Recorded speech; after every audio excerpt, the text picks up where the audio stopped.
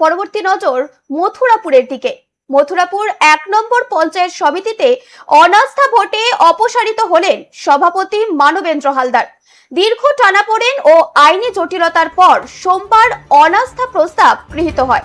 তৃণমূলের ১৪ জন বিক্ষুব্ধ সদস্যের আনা প্রস্তাবে সমর্থন জানিয়ে সিপিআইএম এর ৩ জন সদস্য, মোট ১৭ জন সদস্যের সমর্থনে অনাস্থা ভোট পাশ হওয়ায় সভাপতির পদ থেকে সরতে হলো মানবেন্দ্র হালদারকে।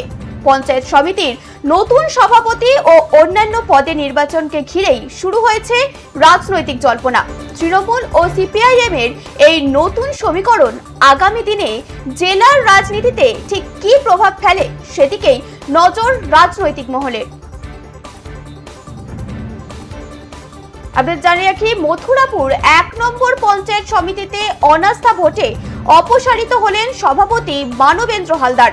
দীর্ঘ টানাপোড়েন ও আইনি জটিলতার পর সোমবার অনাস্থা প্রস্তাব গৃহীত হয়।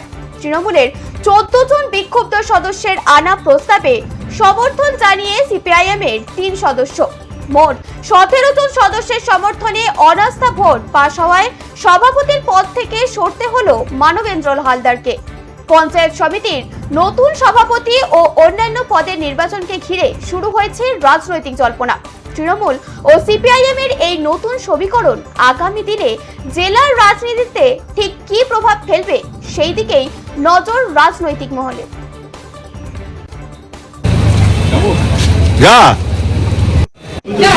আপনি সহসভাপতি ছিলেন, আপনি আমি সহসভাপতি ছিলাম, আমি সহসভাপতি ছিলাম।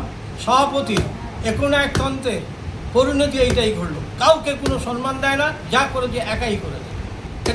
এটা দুর্নীতির অভিযোগ উঠছিল, আমাদের সর্বদিক থেকে অভিযোগ উঠছিল এবং এটা আমরা জানি দুর্নীতির অভিযোগ উঠছিল। আপনি তো বহুদিন তার সঙ্গে ছিলেন সহসভাপতি হিসাবে, ছিলাম।